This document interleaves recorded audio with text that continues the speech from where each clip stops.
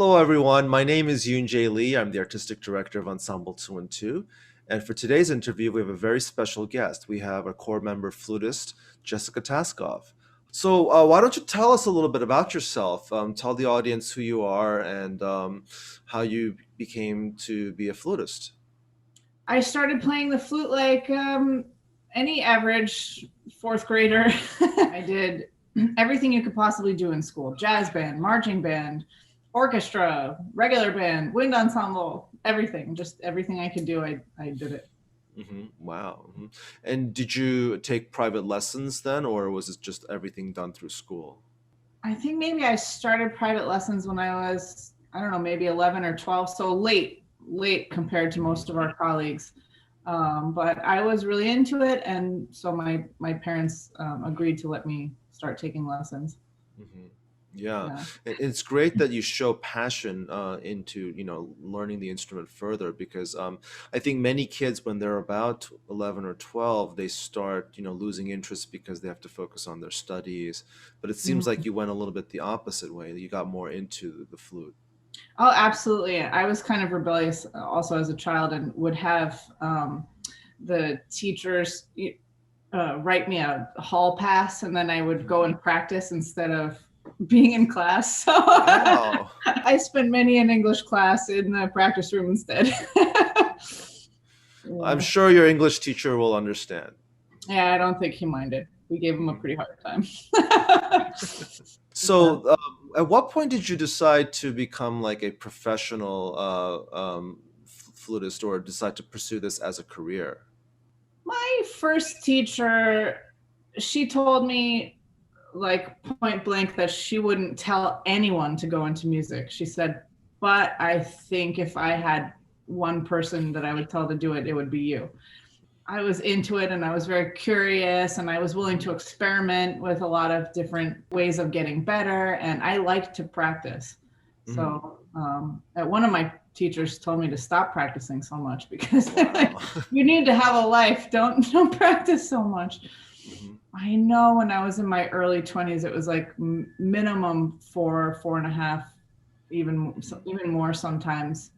Um, And you never felt your body fatigue oh, or I did. tired? Oh yeah.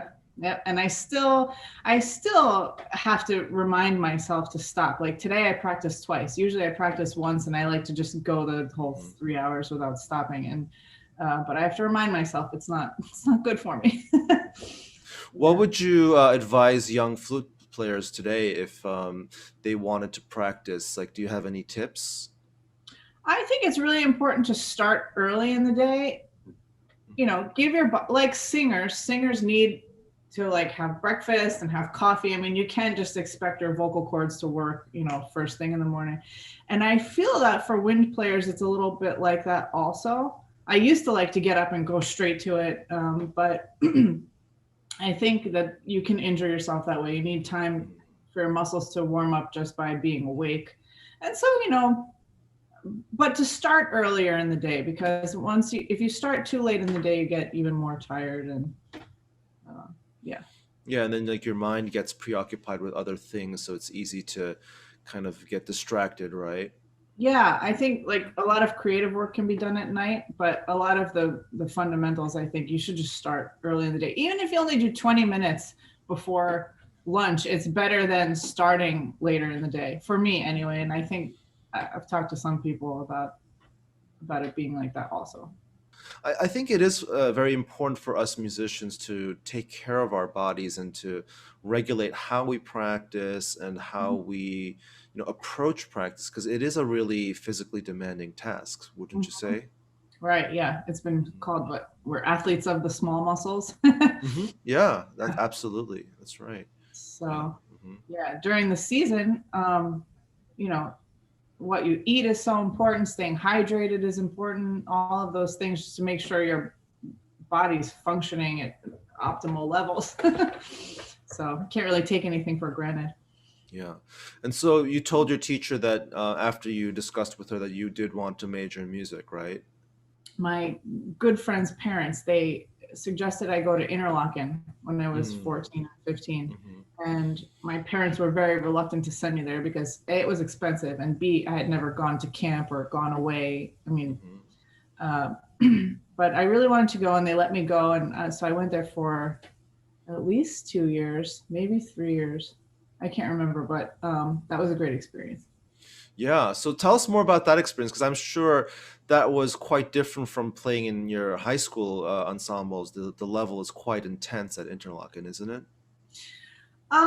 Yeah, and actually, when I first got there, there are two orchestras and two bands, and Mhm, I took my audition, and I was the last flute in the bottom band. mhm, And they do this thing called challenges, where every week you take your band music or whatever it is that you're playing, and so the last two people, let's say flute 17 and flute 18, they both play, right? mhm. And then the rest of the class has their head down and they vote, you know, who sounded better, and then they would either stay the same or switch, and Mm. so after the 8 weeks I managed to climb my way up.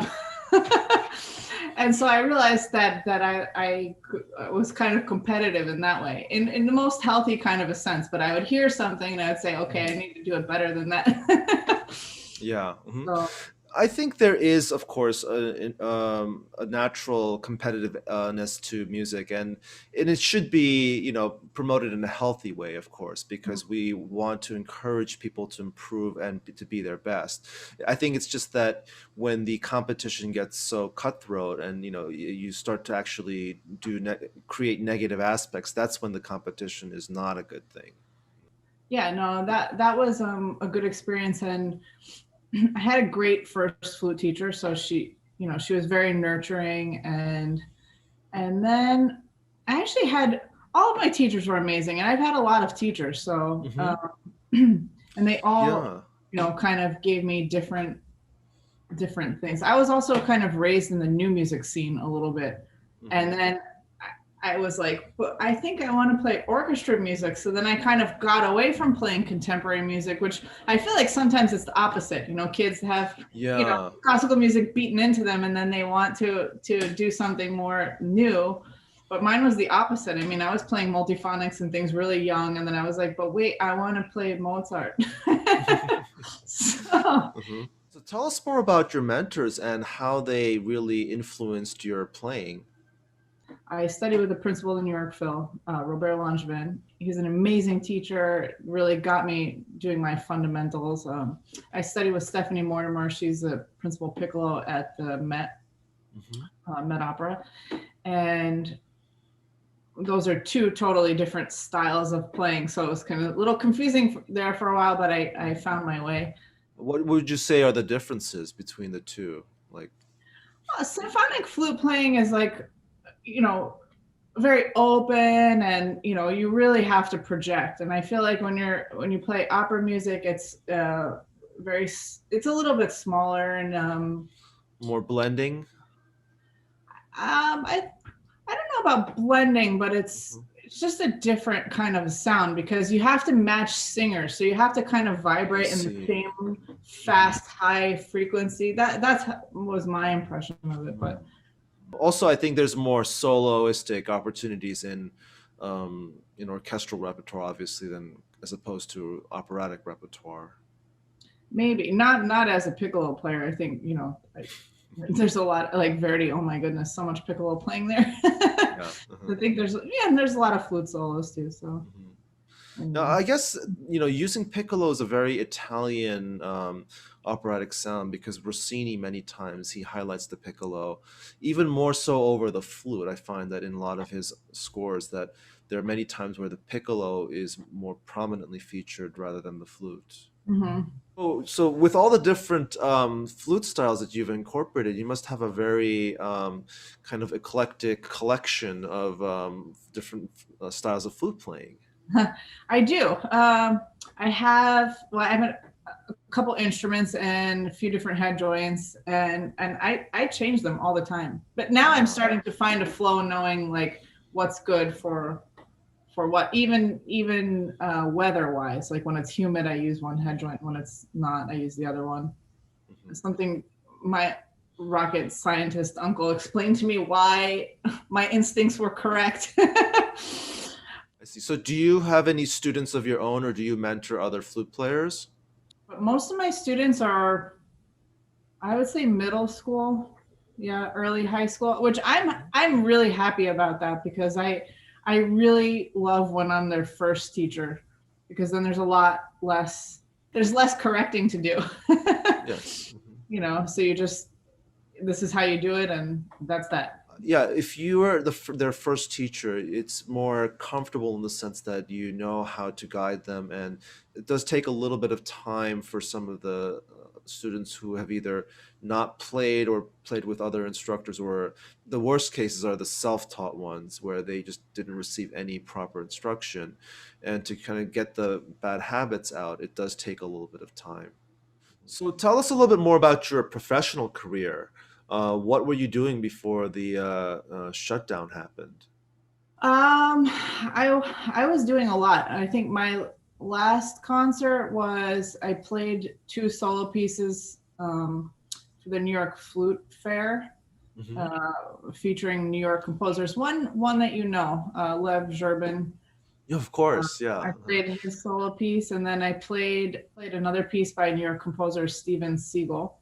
Hmm. And and then what else was I doing? I play in two orchestras that accompany choirs in Carnegie Hall. So Hmm. that's probably about 25, 30 concerts a year with big choirs, behind pretty big orchestras. And so that was really, really fun. And that's breaking my heart not to do that right now. I see. Um, Yeah. Uh-huh. I sub at the Met. I play in the stage band and occasionally get to do things outside of stage band. But yeah, and what else? I was playing um, kind of frequently on a recital series that's on the Upper West Side, Hmm. and playing at various consulates and things like that, doing different chamber music. So I was pretty busy. Yeah. Uh-huh. Yeah. And so, like, when this all kind of shut down, how did you feel, or what was going through your mind? I think I was kind of in shock. Hmm. It was March 11th, right? When I think Carnegie and the Met shut down. And Yeah, I don't remember the exact date, but I remember that when this started happening, I said to myself, "This can't be real. Like, is this really happening?" right, you spend, 20 years worrying about all of the other things that could go wrong, but that wasn't on the list. Exactly. And you told me earlier that you had started some new hobbies and developed some new interests, and you were able Mhm. to catch up on some things that you always never felt like you had the time for. So could you tell us a little bit more about that? Yeah, sure. Probably about April, I started getting caught up on all the pieces I ever wanted to learn. Pieces I had ordered a long time ago, everything from solo music to jazz to learning operas that I didn't know yet. Just everything I could possibly think of. So for me, while the chaos was going on outside, it started to become a pretty creative time. I always wanted to write music. Somehow I always wanted to write pop music. Hmm. Never had time, never had any kind of a skill. And then I got a digital audio workstation. I learned how to use it, which Hmm. is huge for me. Which one did you get? I got Ableton, like Hmm. everyone, and I have this keyboard, and then I took a couple classes online about all the theory I missed while I was busy practicing. and and yeah, just kind of got started, and then um, I started painting. I don't know. I just feel like there's a whole world in there that I never got to play around with. So Hmm. yeah. Yeah, so it sounds like you're really exploring a lot of the depths of your creativity. I mean, you have so much creativity inside of you to be able to do such diverse things. Yeah. I mean, there were two things that happened. I mean, when I started playing again after the pandemic started, I heard a kind of sound come out of my instrument that I had not heard since 9/11. And I Hmm. was like, what is that? What is that sound? So we spent so much time working on technique, and I realized like it was like utter, utter, utter sorrow, like being channeled out of the tube. And I was like, wow. And, that's weird and that's sad. But the more interesting part was there's got to be a way to channel all of these other emotions that streamlined. So I started to try to figure out how I can make that happen. And yeah, so I did it through flute playing, through painting, through meditating, through learning how to compose, having a beginner brain, all that stuff. So Mhm. it's been quite a journey the past, where are we at, 10 months? Yeah, it really has been. I haven't gone into the, you know, virtual concertizing like other people, Mhm. but I've gone into the, solo creative brain thing. Yeah, I think different artists find different ways of coping and to find new outlets of being creative. So tell us a little bit now about how you got involved with Ensemble 212, and if you have any favorite moments or memorable moments that you can share with us. Absolutely. I'm so grateful to have had Ensemble 212 be one of the groups that I was able to play with so regularly for so long Hmm. during a very unstable part of the musician's journey.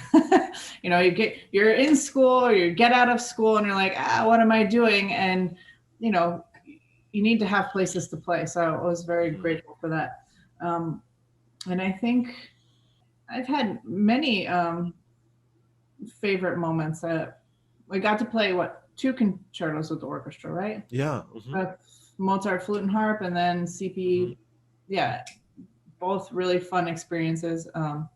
All the chamber music and then new composers, and I mean, you really just did it all. Well, I think we tried to do a mix, and when I first started, it was also like a journey too. I didn't get to this place with Ensemble 212, right off the bat. It was just a kind of a discovery of trying things out, Mhm. and I think after all the time that we've done the many different things, I think the best path forward for us is to try to focus more on like online activities and to focus on educating people about new music. Yeah, that's Yeah. great. And I can't leave out the Mahler, all of your Mahler Mm. reductions. I mean, just I can't think of any other time that I'll get to play Mahler 3. I mean, this, like, or Mahler 2 was a favorite concert too. So, Hmm. Yeah, I just finished making the publishing the score of my arrangement of Mahler 2. It took about 5 years to engrave everything, but I took some time off, of course, because I had other projects, but I finally got that finished. So that was the big project of the pandemic for me. excellent. Congratulations. That's awesome. Thanks. Yeah, and then yeah, Mahler 3 was probably one of the most special concerts for me as well. I think there's something about that piece which is very strongly connected to um, just the world. I think of all the symphonies, probably number three. Just because of its sheer mammoth length and the different expressions of mood that it carries, it really is Mhm. is a kind of a monumental piece. Yeah, and to be able to conduct that piece in its entirety was really something special. Yeah, and there was a very funny story. Mark Shapiro, who runs the Cantori group here in New York, he Mhm. has an orchestra in Canada, up in Prince Edward Island, and they wanted to perform the symphony there using my arrangement. And it was actually the first time that the Mahler Third Symphony was performed at Prince Edward Island. They had never performed the piece, so I actually beat Mahler to having his original played. So the Excellent. arrangement was the premiere of the Mahler Third in Prince Edward Island. Very cool. Do you have any thoughts about how this pandemic will end and what will happen to the music world? I think there's going to be a lot of restarting, starting from the ground up. I think Hmm. that some institutions have handled it really well and others really haven't. Yeah. So those are for the big places. And then for all these small groups, It's going to go a little bit slowly at first. I mean, things are not just going to bounce back. But as far as people really wanting to hear music again live and to connect again, I think that desire is there. Absolutely, Um, yes. Hmm. yeah, to get back to it as soon as possible. But I mean, we've just been so economically devastated, and I don't think that I think it's worse than we think it is. But, Yes. so, so, and there's always, I feel like in our profession, there's always like a 2 year lag. Not always, but I feel like, when things start going well, then 2 years later we follow. When there's a, big problem, so there's this Hmm. kind of delay. Yeah, and I understand where you're coming from, and I've developed some ideas over the pandemic, and I think that we need to kind of find new ways of making music possible. So I think this is of course a topic outside the interview, which I hope to address to our listeners and to anybody else who may be interested.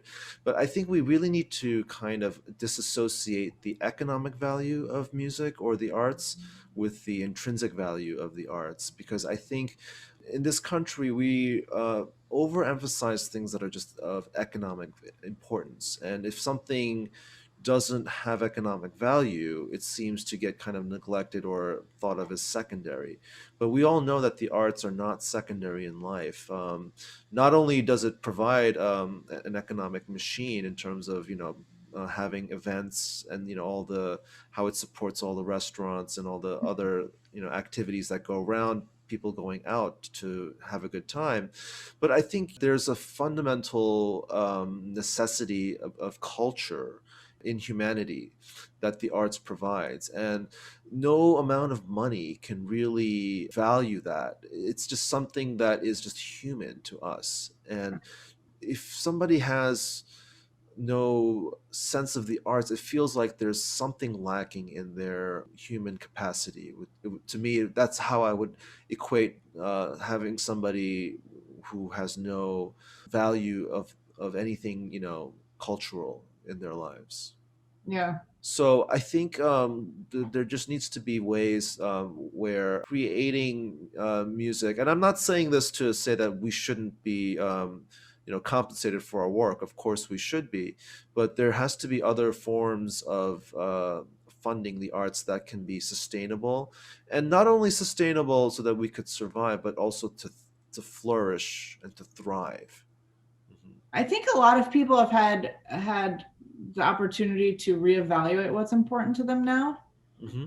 And I think we've discussed before the difference between, all things virtual and then things in person. I mean, it's just there's no comparison. There really is no comparison. So we're making it work, which is, wonderful, but there's no comparison. And for me, I'm very thankful that we even have this technology to be able to do things like this, because even like 10 years ago, teaching online lessons or having live streaming events would just seem so impossible or Mhm. unsatisfactory. But now I feel that the technology has come to a point where it can be done, and reasonably successfully. So I do think that there's definitely going to be in the future more of this kind of online, virtual type of space with music, and Mhm. that's one of the things that I'd like to explore with Ensemble 212. Not, of course, again, not to say that live music is not important. Of course, live music is the most important thing, and if you think about it, music was always meant to be performed live. Before the advent of recordings, there was really no way of capturing sound so that it could be played back. But if you think about it now, so much of the music that we consume is through digital streaming, and Mhm. even CDs are so like obsolete nowadays. Mhm. So I don't think this digital wave is going to be a substitute for live performance, but it's another avenue of expressing oneself. And I think given Ensemble 212's budget and what we can produce well, I believe that that's could be a successful path forward for us. Yeah. Mhm. So, is there anything else you'd like to tell the audience before we close our interview? What kind of hobbies do you have outside of music? Besides the painting and the audio stuff, I I was running a lot, but now it's too cold and I don't have that kind of discipline. So I Yeah. guess I'll just wait for March again. Mhm. So I have a little dog. He keeps me busy. Oh, cool. What's his or her name? Looney, the Looney. little Boston Terrier, and he's a nut. Okay, well, Jessica, thank you so much for your time. It was wonderful speaking to you, and I look forward to making some wonderful music with you in Ensemble 2 and 2 again.